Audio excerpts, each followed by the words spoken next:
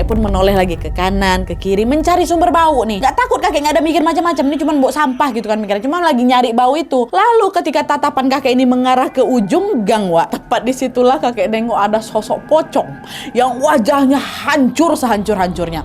Rupanya bau busuk yang dicium sama kakek tadi tuh berasal dari sosok pocong nih. Hai, wassalamualaikum warahmatullahi wabarakatuh. Terima kasih sudah klik video ini. Konon katanya, Wak, malam Jumat ini kan identik kali dengan hal-hal mistis kan. Nah, memang paling pas kali, Wak, di malam Jumat kayak gini aku menemani kalian lagi dengan menceritakan satu kisah horor, Wak, part 211. Nah, dari KHW-KHW sebelumnya, Wak, kita tahu kalau ada banyak sekali jin dan setan yang memang suka mengganggu manusia kan. Orang yang diganggu ini pun bermacam-macam. Bahkan orang yang lagi berbuat baik pun juga nggak luput dari ujian penampakan, Wak. Dan itulah yang terjadi pada kakeknya Wawa kita di KHW malam ini, Wak. Kakeknya Wawa ini dikenal sebagai orang yang sangat rajin beribadah. Setiap sholat 5 waktu aja beliau ini pasti berjemaah di masjid. Tapi siapa sangka, Wak, perjalanan yang harus kakek tempuh dari rumah menuju ke masjid ini ternyata banyak gangguannya. Ada banyak sekali sosok yang berusaha membuat kakek ini ketakutan, seolah sedang ingin menggoyahkan imannya sang kakek yang mau berangkat sholat. Nah, apakah kakek berhasil melawan si hantu-hantu tuh? Penasaran kalian kan? Tapi tunggu bentar dulu, Wak. Sebelum kita masuk ke ceritanya, aku mau nyelipin sedikit informasi dulu. Jadi buat kalian yang punya saran tentang topik kasus kriminal, sejarah, biografi, kisah-kisah nabi, atau apapun itu yang pengen aku ceritakan di channel ini, kalian boleh langsung aja isi form yang udah aku sediakan di bawah, Wak, ya. Tinggal klik aja linknya aku sertakan di description box di bawah. Kalian lagi pengen aku ceritain apa nih? Ya, tulis aja di situ semua, oke? Nah, sekarang baru nih kita masuk ke KHW 211 kakek. Check it out. Tapi tunggu sebentar, Wak. Sebelum aku masuk ke kisahnya, aku mau sampaikan satu informasi penting nih buat wawa-wawa kesayangan aku semua. Karena di sini aku pengen makin deket dan sharing lebih banyak dengan kalian. Aku mau mengundang kalian untuk bergabung di YouTube membership Nadia Omara. Dengan menjadi YouTube memberku setiap bulannya, Wak, kalian akan mendapatkan pertama, tambahan satu konten eksklusif dengan experience baru yang tidak biasa. Terus ada kalanya juga nih, konten eksklusif ini bisa menjadi tempat aku dan tim bisa lebih bebas berekspresi lagi, tanda kutip, dan juga menyampaikan informasi detail yang tidak bisa kami sampaikan di konten-konten biasanya.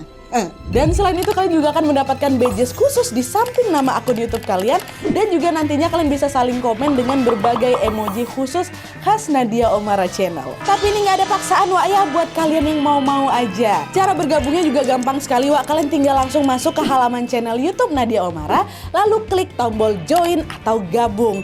Dan kalau sudah, kalian tinggal langsung melakukan pembayaran melalui dompet digital yang kalian punya. Udah selesai. Selamat bergabung dan selamat menikmati konten eksklusif dari kami di YouTube membership Nadia Omara. Kita tunggu kalian di room members only, ya.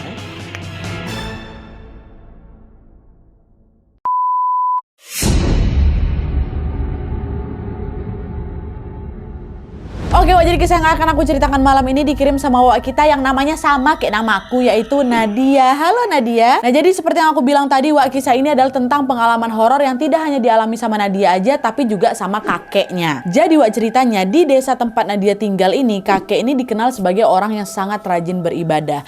Tidak hanya beribadah sendiri di rumah, Wak, kakek ini juga hampir tidak pernah absen sholat berjamaah di masjid. Bahkan karena kakek ini selalu datang paling awal di masjid itu, kakeklah yang kemudian dipercaya oleh para warga untuk menjadi muazin atau orang yang mengumandangkan azan.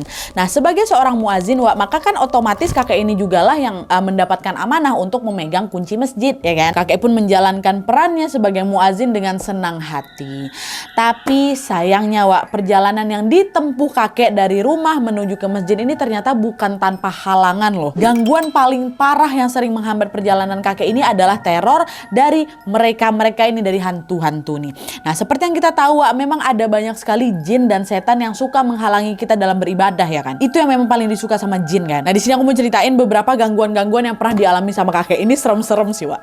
Jadi nih, Wak, ceritanya pada suatu malam seperti biasa kakek ini sedang berada di masjid untuk melaksanakan sholat isya berjamaah. Nah, karena kunci masjid ini kakek yang megang, otomatis kakek pun menjadi orang terakhir yang harus pulang. Karena kan kakek harus nunggu semua jemaah selesai sholat dulu, selesai ngobrol atau misalnya menjalankan sholat sunnah, setelah semua jemaah pulang baru tuh kakek bisa ngunci pintu masjidnya. Kan kakek yang pegang kunci itu. Nah terus pada saat masjid sudah kosong di malam itu dan kakek akan mengunci seluruh pintu-pintunya, tiba-tiba kakek dengar ada suara macam besi yang lagi bergerak gitulah, bergesekan besi itu. Kretek, kretek, kretek gitu. Karena penasaran, kakek pun langsung mencari sumber suara. Biasa-biasa nggak pernah nih kedengaran suara ini. Awalnya kakek mikir, oh itu mungkin tikus lah gitu kan. Alhasil kakek pun berjalanlah ke sekeliling masjid untuk mencari tikus-tikus tadi. Sambil bilang, gitu-gitu. Tapi pada saat kakek sampai di sebuah ruangan kecil yang ada di masjid itu, di salah satu sisi masjid, disitulah kakek dibuat terkejut karena menyadari kalau ternyata suara kretek-kretek tadi itu bukan berasal dari tikus, Suara itu berasal dari suara keranda mayat yang bergerak-gerak sendiri. Bergerak-gerak, dan FYI ruangan itu memang ada khusus untuk menyimpan keranda mayat ya. Jadi kalau misalnya sewaktu-waktu ada warga yang meninggal di desa itu, ya udah jenazahnya akan dibawa menggunakan si keranda ini. Kan biasa ada tuh keranda-keranda yang ditaruh di masjid kan. Itu bergerak-gerak. Nah saat kakek nengok keranda tuh bergerak tuh langsung refleks kakek nyebutkan, astagfirullahaladzim, kenapa nih kerandanya kok bisa gerak-gerak sendiri? Untuk menenangkan dirinya yang kaget ini, kakek pun langsung membaca ayat kursi. Kakek berusaha mengabaikan keranda tadi dan memilih untuk apa? Balik. Oke, ya sudah. Bismillahirrahmanirrahim, langsung balik badan, kakek cabut nih. Nah jalan yang harus dilewati kakek dari masjid menuju ke rumah ini kondisinya malam itu sepi kali dan juga minim penerangan, gelap nat. Nah di sana ada pertigaan yang setiap sisinya dipenuhi oleh pohon-pohon sawo.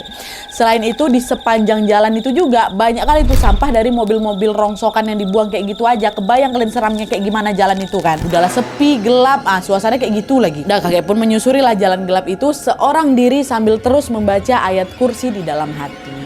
Lalu ketika kakek sampai di pertigaan itu, lagi-lagi kakek dengar suara, tapi bukan suara besi, suara kayak gitu.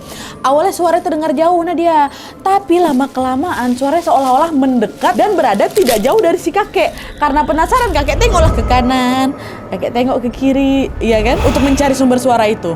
Lalu ketika pandangan kakek tertuju ke arah rentetan pohon sawo yang tumbuh di sisi-sisi jalan itu, disitulah kakek melihat pemandangan yang sangat-sangat menyeramkan, di mana di antara pohon-pohon sawo tadi kakek nengok ada sosok makhluk berbadan sangat tinggi, tubuhnya hitam, kaki sama tangannya panjang, kepalanya bulat, bukan genderuwo nih ya, bayang kalian. Nah sosok ini lagi berjalan mendekat ke arah kakek dari belakang. Melihat kedatangan sosok itu, kakek pun langsung mengencangkan bacaan ayat kursinya, dan ketika sosok itu mendengar kakek ini sedang berdoa, tiba-tiba sosok itu kan tadi ngikutin si kakek kan, makin kencang kakek baca ayat kursi ini, tiba-tiba sosok itu menghentikan juga langkahnya, macam terdiam gitu. Kakek tahu dia diam, buru-buru kakek langsung melanjutkan langkahnya lagi menuju ke rumah.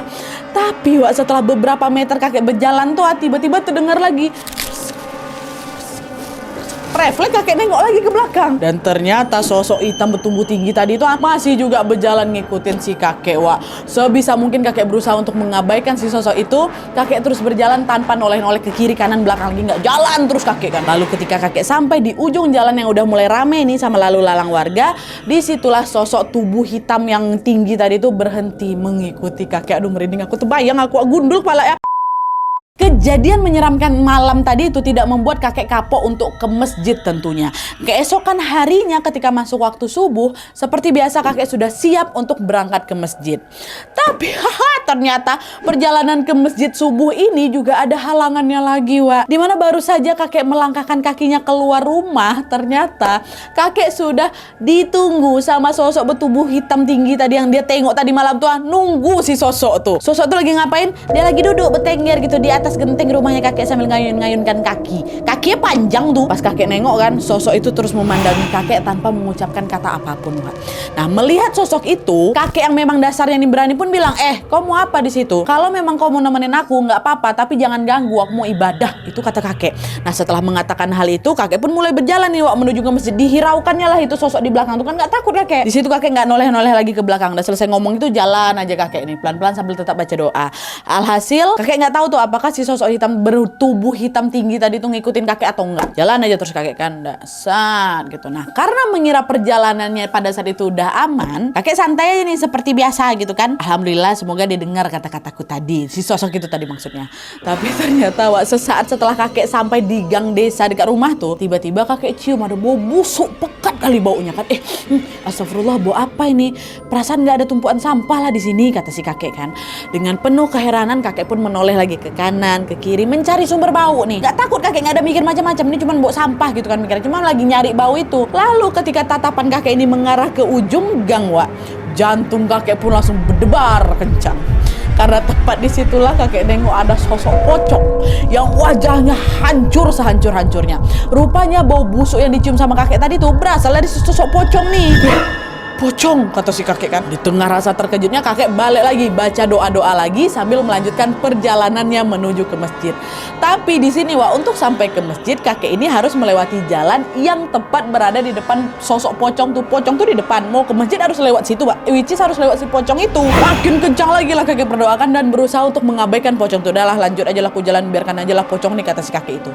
Tapi saat kakek melintas, aduh terbayang, belum apa-apa udah terbayang. Pada saat kakek melintas tepat di depan sosok pocong itu, tiba-tiba si pocong ini, mohon maaf ya, diludahkannya kakek. Ludah heboh busuk kali nak, kata kakek kan. Dan seramnya lagi, ludah tuh tampak macam berasap gitu loh, diludahin. Wah gitu. Untungnya kakek sempat ngindar.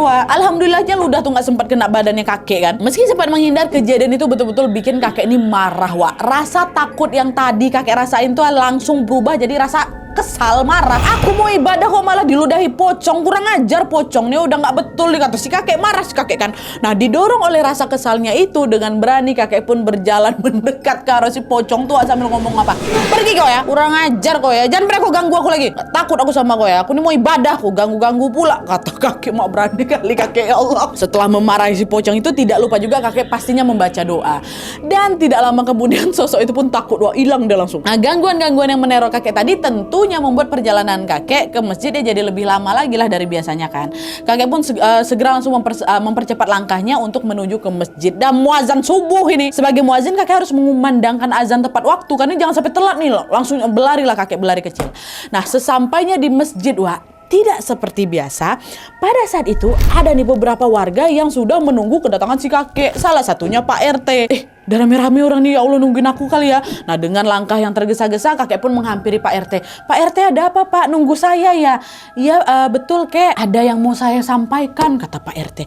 Ada apa Pak? Kok mendesak kali kayaknya? Iya nih Pak, barusan tadi salah satu warga kita ada yang meninggal dunia. Tolong nanti kakek siarkan ya kabar duka ini setelah sholat subuh, kata si Pak RT. Nah, Pak RT pun langsung menyerahkan selembar kertas yang berisi informasi tentang warga mereka yang meninggal itu. Nama lengkapnya, waktu meninggal, waktu kematiannya, serta informasi tentang kapan dan di mana si jenazah ini akan dimakamkan gitu. Kakek pun menerima lembaran kertas itu tanpa mengatakan apa-apa. Sambil terdiam, kakek teringat lagi tuh sama kejadian menyeramkan yang dialaminya kemarin malam waktu selesai sholat isya tuh. Masih ingat kan yang keranda bergerak-gerak tuh? Disitulah hati kakek langsung ngebatin, oh alah, pantas saja kemarin aku lihat keranda tuh bergerak-gerak sendiri. Ternyata karena ada yang mau meninggal ya, kata si kakek. Ternyata juga nih ya, mitos di tempat tinggal Nadia kayak gitu ini kata Nadia ya, kalau misalnya ada keranda yang macam gerak-gerak sendiri itu katanya itu pertanda kalau keranda ini ada yang mau mengisi, berarti akan ada orang yang meninggal tuh. Ya betul, besoknya ada yang meninggal memang warga setempat tuh gitu. Nah, selain kisah tentang keranda tadi, kakek ini juga pernah mengalami kejadian lain yang tidak kalah menyeramkan juga. Aduh, ini nggak habis pikir aku, ya Allah. Jadi ceritanya pada suatu hari di perjalanan, lagi-lagi di perjalanan menuju ke masjid, tepatnya ketika kakek ini sampai di pertigaan desa tuh lagi, kakek ini pernah diganggu sama sesosok makhluk astral yang jahil kali, bukan siang kepala gundul tuh, bukan. Di saat kakek itu lagi jalan, tiba-tiba ada yang lempari kakek nih pakai batu kerikil dari arah belakang. Dilempar sekali kakek diam, dilempar dua kali kakek diam, lempar lagi. Nah, karena hal itu terjadi berulang-ulang kali, kesal si kakek ini, balik badan nyari ini siapa yang ngelempar aku pakai batu-batu kerikil nih. Kakek noleh ke sana kemari, nggak ada nggak ada ketemu nih siapa yang ngelempar. Sampai akhirnya ketika kakek mendongakkan kepalanya ke atas, disitulah kakek melihat ada sosok laki-laki lagi duduk bertengger di atas pohon sawo tuh kan. Dari penampilannya sosok itu terlihatnya macam masih muda. Dia pakai pakai celana jeans pendek, terus pakai kaos warna hitam gitu kan. Tapi berbanding terbalik dengan penampilannya yang gaul itu, Wak, wajah sosok tuh seram kali. Wajahnya hancur, terus-terusan ngeluarin darah gitu, Wak, sama entah kenanah itu apa enggak lah gitu. Dengan senyum menyeringai, sosok itu menatap dingin ke arah kakek. Tapi epicnya di situ tuh kakek ini nggak takut sama sekali, Wak. Karena kakek udah terlanjur kesal karena sosok ini dari tadi ngelemparin kakek pakai kerikil kan. Akhirnya dengan berani kakek langsung dikepalkannya tangannya ke arah si sosok tadi tuh kan, sambil bilang, turun kau. Turun, jangan berani kau iseng aja ya, aku mau ibadah kau ganggu-ganggu juga, kata dia. Nah, melihat kakek yang nentang dia, Wak, sosok itu tekekeh. Kata dia macam ketawa sinis gitu. Tapi bukannya turun menghampiri si kakek atau menghilang lah ya. Tiba-tiba, aduh ya Allah, sosok ini dicopotnya kepalanya, Wak, dilemparnya ke kakek, ya Allah. Kepalanya dicopot, dilempar sama dia. Kepala aja loh ya, kepala aja. Dan dengan gerakan yang sangat gesit, Wak, tanpa rasa takut sedikit pun, Wak, ditendang balik sama si kakek. Ya Allah, kok jadi lucu ya. Padahal ini seram kali kan. Kepala dilempar langsung ditendang sama si kakek. Kepala tuh langsung mental, ngantam batang pohon, dar. Tapi kencang kali suaranya Nadia, macam nggak biasa, macam petir, dar gitu. Dan sesaat setelah membentur pohon tuh lenyap ini kepalanya tuh, nggak ada lagi kan. Tapi meskipun kepalanya udah hilang karena dicopot sama dia ditendang balik sama si kakek kan, sosok tadi tuh masih bertengger deh di atas pohon sawo tuh. Jadi tinggal badannya aja jadi kepala buntung gitu si hantu tadi tuh. Hantu pakai jeans baju hitam tuh. Kakek nggak diam lagi, dia acungkannya lagi tangannya. Jangan pernah kau ganggu aku lagi ya. Jangan pernah juga aku ganggu orang-orang yang lewat sini. Aku kirim Al-Fatihah samamu biar kau lebih tenang. Tapi ingat, jangan kau ganggu siapapun lagi, kata kakek. Setelah ngomong kayak gitu, kakek pun berdoa, baca Al-Fatihah. Terus nggak lama kemudian sosok itu pun baru menghilang, Wak. Berani kali kakek ini, ya Allah, merinding aku. Bisa-bisa jadi copotnya kepalanya dilempar ke kakek, ditendang balik sama si kakek. Ya Allah. Lucu tapi seram ya. Nah, setelah gangguan dari sosok kepala buntung tadi berakhir, Wak, Nadia, Wawa yang mengirim cerita ini udah jarang lagi tuh dengar kejadian-kejadian menyeramkan yang dialami sama kakek. Jadi udah agak mereda lah gitu kan. Dan alhamdulillahnya selama bertahun-tahun kemudian semua berjalan aman-aman aja, Wak. Gak dapat lagi di cerita-cerita horor dari kakek aku Nadia. Sampailah tiba pada suatu hari gantian si Nadia sendiri nih, Wak, yang mengalami teror menyeramkan itu ya. Gantian ke cucunya. Jadi hari itu ketika masuk waktu maghrib, hujan tiba-tiba turun deras sekali hari itu. Saat itu seperti biasa kakek memang lagi ada di masjid untuk sholat maghrib dan baru akan pulang setelah selesai sholat isya. Tapi sampai jam 8 malam lewat ternyata hujan ini belum berhenti. Kakek yang waktu berangkat nggak bawa payung ya terpaksa harus nunggulah di sana atau nunggu di masjid sampai hujan tuh reda. Nah, karena sepertinya hujan tuh nggak berhenti-berhenti, hujan ini bakal lama, bakal awet, nenek ngampirin si Nadia, istri si kakek kan. Nenek bilang, "Dok, hujannya nggak reda-reda, kasihan kakekmu kalau harus nunggu lama. Tolong kamu jemput kakek di masjid ya, Dok." Katanya, "Oh iya, Nadia berangkat gitu. Udah pakai payung ya," kata nenek. "Hati-hati di jalan." "Iya, Nenek." Dah keluar rumah Nadia, berangkatlah ini. Baru beberapa langkah keluar rumah, Wak, nenek tiba-tiba manggil si Nadia lagi. "Nadia, tunggu dulu bentar, nenek mau ngomong sesuatu," kata si nenek kan. Dengar panggilan neneknya, Nadia pun langsung menghampiri dan nanya, "Iya, Nek, ada apa?" "Nanti kamu jangan lewat pertigaan desa ya. Lebih baik muter aja lewat jalan lain. Nggak apa-apa lah, lebih jauh, yang penting aman. Jangan lewat pertigaan desa," pesan nenek. "Loh, emangnya kenapa, Nek? Lebih dekat kan kalau misalnya lewat pertigaan tuh, Nek." "Udah, kamu nurut aja. Ini udah malam. Pertigaan tuh pasti gelap," kata si nenek lagi. Waktu itu nenek ngomong sama aku mukanya serius sekali tuh, Nat. Alhasil Nadia pun nggak banyak nanya lagi dan langsung, "Oh, oke, siap, Nek. Baik." Nadia tuh kan, Nadia pun pergilah ini berjalan menuju ke masjid jemput si kakek pakai payung.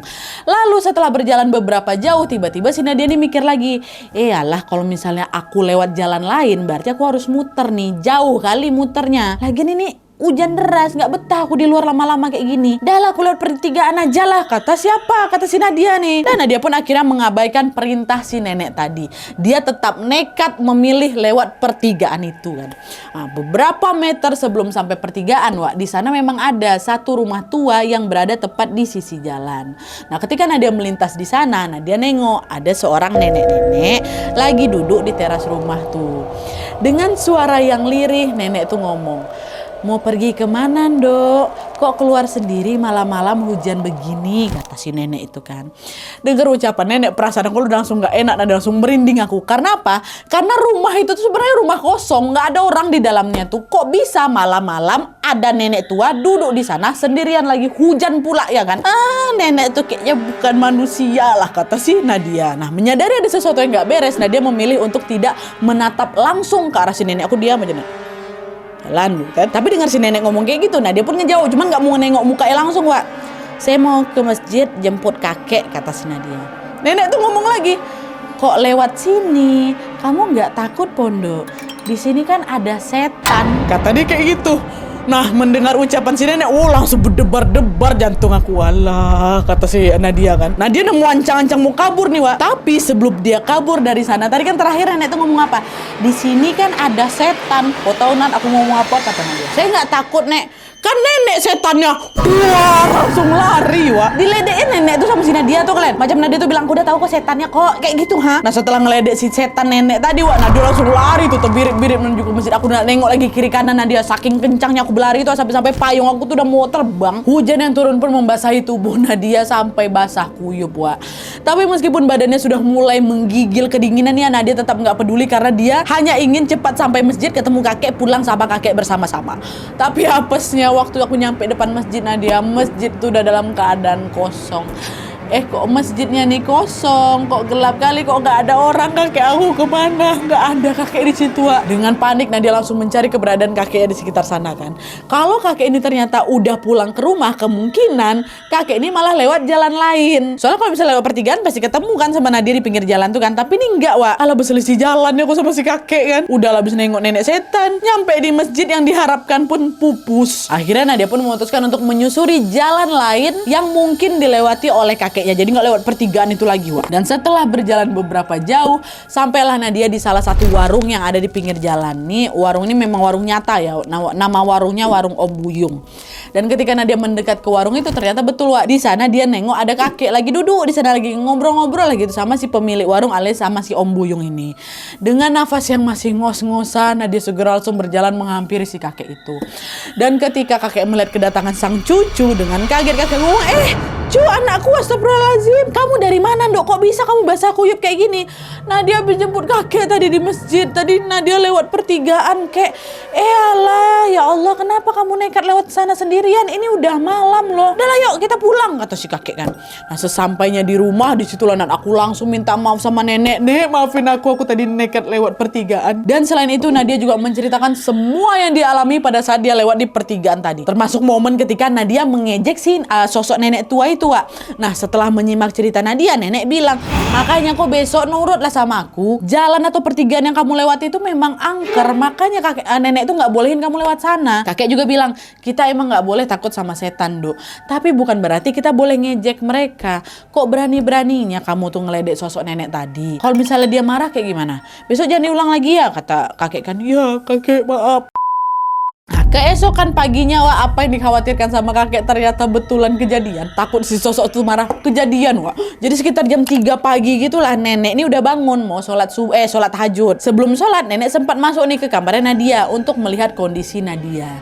Lalu pada saat pintu kamar terbuka, Wak, terkejut si nenek di situ ketika dia melihat ada sosok pocong lagi terbaring tepat di samping Nadia yang lagi tertidur tuh. Pocong tuh natap terus ke arah si Nadia kan. Nadia tidur nih, diselimuti rasa takut, refleks nenek masuk, nenek tarik tubuhnya Nadia tuh supaya menjauh dari si pocong nih. Nah, nengok Nadia lagi ditarik sama si pocong, tiba-tiba pocong tuh marah, Wak. Dia langsung belonjak berdiri duduk, langsung berhadapan-hadapan sama nenek. Ya Allah, tuh bayang sama aku. Tanpa rasa takut lagi, nenek segera langsung membacakan doa dan juga ayat kursi dengan suara kencang. Tapi rupanya nih, pocong itu tuh juga nggak takut nengok si nenek ini berdoa, Wak. Dia malah tekek gitu kata ya. Nah, di sisi lain kakek ternyata juga dengar tuh suara keributan di kamarnya Nadia tuh kan. Dengan langkah cepat kakek pun langsung menyusul nenek ke kamarnya Nadia. Nah, ketika kakek melihat keberadaan sosok pocong itu, kakek pun nengok, Wak. Kakek itu pun ngomong, dari mana kau? Dari mana asalmu? Kenapa kau mendekati susuku? Maaf, cucuku. Ngapain kau dekati susuku? Salah. Ngapain kau dekati cucuku? Dengan suara berat dan tatapan yang sinis, pocong itu ngomong, cucumu telah menyakiti hati nenekku. Dia harus tanggung jawab dan ikut pergi denganku, kata si pocong. Ucapan pocong itu pun membuat kakek sama nenek pun langsung sadar satu hal. Oh, pocong ini pasti datang karena ulah tadi malam si Nadia yang udah ngejek sosok nenek itu. Tapi kan dia sebenarnya nggak ngejek, kan memang setan nenek itu kan. Tapi mungkin tersinggung pula setan nih. Setan tuh punya rasa tersinggung rupanya dia kan. Wah, akhirnya kakek bilang lagi, nenek kau soalnya juga ganggu cucu aku. Jangan pernah kau berani lagi dekati cucu aku ya, atau ku bakar kau sama keluarga kau pakai surat-surat Al-Quran. Ya. Jangan kau ganggu lagi. Nah, mendengar ancaman si kakek, sosok tadi pun langsung terdiam, Wak. Diam dia, nggak marah lagi. Pergi kau, balik kau ke alam kau. Alhamdulillahnya tidak lama kemudian sosok pocong itu pun menghilang. Setelah situasi dirasa aman, kakek dan nenek pun kembali menasehati Nadia untuk tidak lagi melewati pertigaan itu, Wak. Dan yang terpenting, jangan pernah berani-beraninya mengejek mereka. Ya Nat, kata si kakek lagi. Nah, setelah banyak kali gangguan mistis yang meneror kakek, bahkan ada juga yang sampai ikutan neror si Nadia ini, hal itu tetap tidak membuat kakek malas beribadah ke masjid, Wak. Bahkan ketika kakek semakin tua dan semakin kesulitan berjalan nih, kakek tetap melaksanakan tugasnya sebagai muazin dan juga sebagai pemegang kunci pintu masjid. Dan hal itu terus beliau lakukan sampai di suatu hari kakek pun menyerahkan kunci itu ke salah satu remaja masjid. Jadi macam karang taruna di sana lah, Wak, tapi fokus ke kegiatan-kegiatan keagamaan tuh, dikasihlah ke remaja masjid kan. Dan sepertinya hal itu sengaja kakek lakukan karena beliau sudah punya firasat. Dimana tidak lama kemudian, tidak lama setelah memberikan kunci itu, setelah kunci itu berpindah tangan, kakek tiba-tiba lumpuh total dan tidak bisa berjalan. Lalu beberapa bulan kemudian kakek pun dipanggil oleh Allah yang Maha Kuasa untuk berpulang ke sisinya. Kakek sudah meninggal dunia, Wak. Kita doakan semoga amal ibadah kakek diterima di sisi Allah Subhanahu wa taala, Wak, ya. Amin ya robbal alamin. Lumpuhnya gara-gara apa, Nadia? Gara-gara sakit. Oke, Wak, jadi itu tadi pengalaman horor yang dialami oleh Nadia dan kakeknya. Epic kali kan? Sosok-sosok itu loh, Wak. Ya Allah. Kepala copot, pocong meludah, tinggi macam tiang listrik, kepala gundul, kaki tangan panjang. Baru ini kayaknya kita dapat KHW yang sosok pocong meludah kan? Ya kan? Tapi yang paling epic di sini kakek sih menurut aku. Udah diganggu sama sosok-sosok menyeramkan tuh, nggak takut sama sekali kakek kan? Orang kalau misalnya rajin ibadah tuh memang beda, Wak. Level takutnya tuh udah bukan takut ke jin, takut setan lagi. Takutnya ke Allah. Takut nggak bisa beribadah tepat waktu, takut melanggar perintah Allah, takut punya dosa yang belum terampuni dan lain-lain kan. Bukan setan lagi nih takutnya. Jadi fokusnya tuh betul-betul cuma ibadah aja. Apapun gangguannya, mau setan mau apapun sekalipun, pasti aku lawan. Masya Allah ya. Semoga kita semua, semoga kalian semua yang nonton video ini bisa meneladani sifat baik kakek, Wak, ya. Dan mari kita luangkan waktu sejenak untuk mendoakan kakek. Semoga husnul khotimah. Amin ya rabbal alamin. Oke, Wak, jadi sekian dulu videonya. Jangan lupa kalau misalnya ada ide-ide atau saran-saran untuk video-video aku selanjutnya, bisa langsung diklik aja di link yang ada di bawah. Aku sertakan form. Takut nanti terlewat sama aku kalau misalnya kalian komen, Wak. Jadi isi form aja ya, please. Nanti bisa langsung aku lihat tuh dari apa yang kalian mau aku bahas di video selanjutnya ya. Oke, Wak, jadi sekian dulu videonya. Terima kasih banyak yang sudah menonton. Terima kasih banyak yang sudah join membership. Terima kasih banyak super thanks-nya. Terima kasih yang sudah komen dan like. Kalau kalian suka video ini, klik like-nya. Jangan lupa nyalain notifikasinya supaya kalian tahu kalau aku upload video baru. And as always, jangan lupa untuk klik tombol subscribe supaya kalian sama-sama tahu informasi menarik dan menegangkan dari channel aku. See you next video, Wak. Bye.